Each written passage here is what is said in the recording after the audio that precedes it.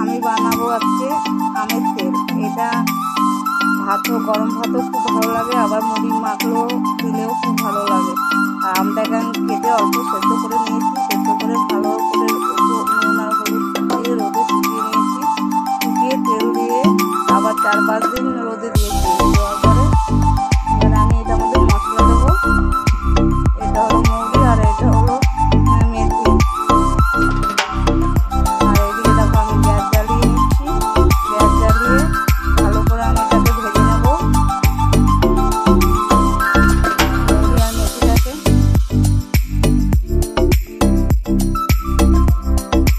দেখো অল্প করে দিয়েছি।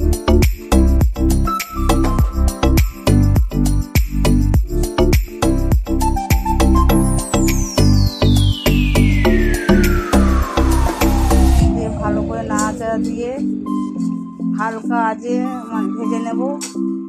আর একটা শুকনো লঙ্কা দিয়ে দেবো। শুকনো লঙ্কা দিয়ে ভালো করে অল্প করে ভেজে নেব, বেশি পোড়াবে না, অল্পই ভেজে নেব।